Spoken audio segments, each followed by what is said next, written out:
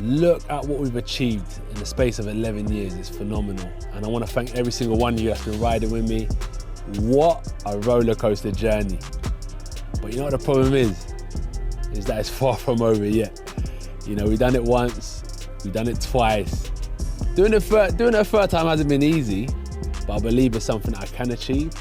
It's about making the right steps forward, working hard, improving, and it's got to come from here more than anything. It can't come from any external voices or influences. It's got to come from here. And it's only been a day, but when I sit back and I'm thinking, I know I got a lot of this, man. I know I got a lot of this. So yeah. Any chance of a retirement for Anthony? No, I don't think so. I mean, look, he was on a great run. He just got caught so early. I mean, he never really got a chance to get into the fight, but even in the circumstances, he almost found a way. Anthony Joshua, the former unified world heavyweight champion, swiftly dismissed any notion of retirement following his shocking defeat to Daniel Dubois. Instead, Joshua hinted at a rematch, setting the stage for a dramatic comeback. This script delves into the aftermath of the fight, the analysis of Joshua's performance by notable figures like Tim Bradley, and the potential paths Joshua might take to reclaim his place among the heavyweight elite. On a fateful Saturday night at Wembley Stadium, Anthony Joshua faced an unexpected defeat at the hands of fellow Brit Daniel Dubois. Joshua was knocked down 4 times before a devastating right hand in the 5th round ended his hopes of becoming a 3-time world heavyweight champion. The sellout crowd of 96,000 witnessed a brutal and decisive moment in Joshua's career. In the immediate aftermath, Joshua's promoter Eddie Hearn made it clear that retirement was not on the table. Hearn emphasized Joshua's resilience and fighting spirit, suggesting that a rematch with Dubois could be on the horizon. Despite no rematch clause in the contract, Frank Warren, Dubois' promoter, also expressed openness to a second fight, leaving the door wide open for Joshua to seek redemption. Former world champion Tim Bradley provided a detailed analysis of Joshua's performance and the factors contributing to his defeat. Bradley acknowledged Joshua's technical evolution under various trainers, but highlighted a significant issue. The frequent changes in trainers had left Joshua overloaded with strategies, making it difficult for him to decide which plan to execute under pressure. Bradley explained, AJ has gotten a little bit better skillfully. He evolved through all those trainers. The thing is, when you force a pace on him, it's like system overload. When a fighter constantly changes trainers, they gain too much knowledge, and they can't process it the same way if they had been with one coach from day one. When you only have one coach your entire career, you know what to do. Bradley pointed out that Dubois' relentless pace and explosive power exacerbated this issue for Joshua. Dubois is very explosive. He has that pendulum bounce. He'll bounce back and then come forward extremely fast and close the distance on you. Joshua's attitude about needing to swap out coaches each time he loses came back to bite him, making him unable to deal with a high-pressure situation. Bradley further dissected Joshua's technical struggles during the fight. He noted that Joshua's defensive posture was flawed from the outset. As soon as I saw AJ come out, he had his chin in the air and his hands down. I looked at my wife and said, "This is over. He's getting ready to have his chin knocked off." As soon as that right hand landed, he never recovered from the first right hand at all. Joshua appeared to be following his trainer Ben Davidson's game plan, which emphasized movement.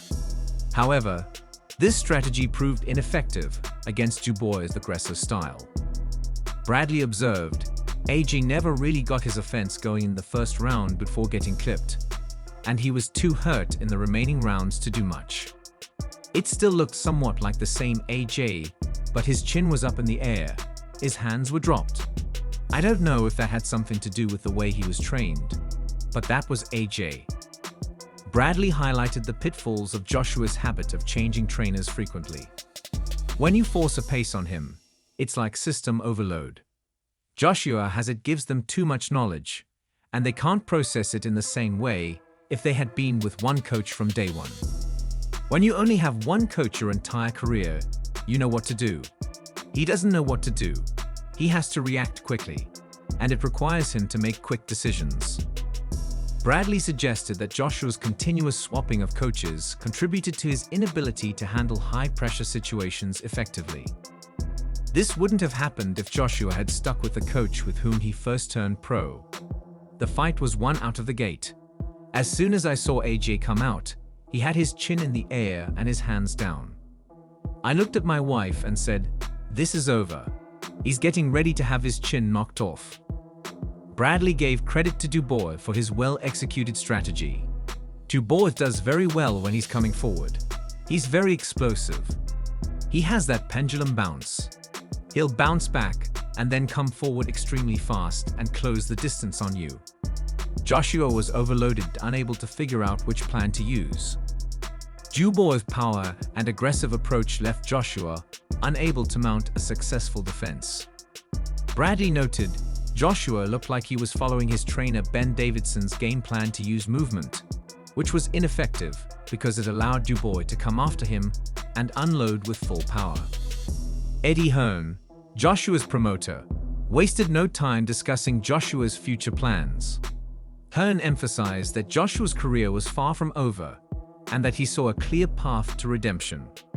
Joshua has shown a pattern of bouncing back from setbacks, and this time appears no different.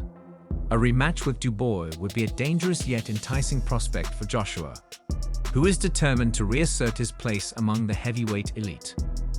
Hearn acknowledged the need for Joshua to recover both physically and mentally before considering a rematch. He'll need a rest, and it's a dangerous fight. This guy is growing in confidence all the time. Still, Hearn is convinced that Joshua sees a path to victory in a rematch. Frank Warren, Dubois' promoter, confirmed that while there was no rematch clause in the contract, he was open to the idea of a second fight. They can have it a rematch if they want it anyway. I don't have a problem with that. This openness from Warren indicates that despite no official contractual requirement, a rematch could very well be on the horizon, leaving the decision in Joshua's hands. Warren also highlighted the depth of talent in the British heavyweight scene.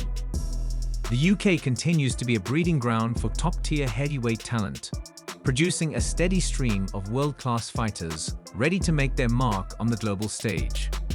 We're blessed in the UK. I think we've got the best heavyweights in the UK. Warren pointed to established champions like Tyson Fury and rising prospects like Moses Atama, emphasizing the promising future of the division. There's some brilliant fights to be made, some great domestic bouts to be made. Despite the defeat, Joshua remained determined and focused on his journey. In his post-fight interview, he showed respect and humility, acknowledging Dubois' success while processing his own performance. Credit to him and his team. We rolled the dice of success, but we came up short. Joshua's competitive spirit was evident as he spoke about his future. I'm always saying to myself, I'm a fighter for life. We keep rolling the dice. His words reflected his undying commitment to the sport and his refusal to be deterred by setbacks. Eddie Hearn outlined potential matchups and future plans for Joshua. Hearn emphasized that Joshua's path is filled with exciting possibilities, including a high-profile bounce during Saudi Arabia's Riyadh season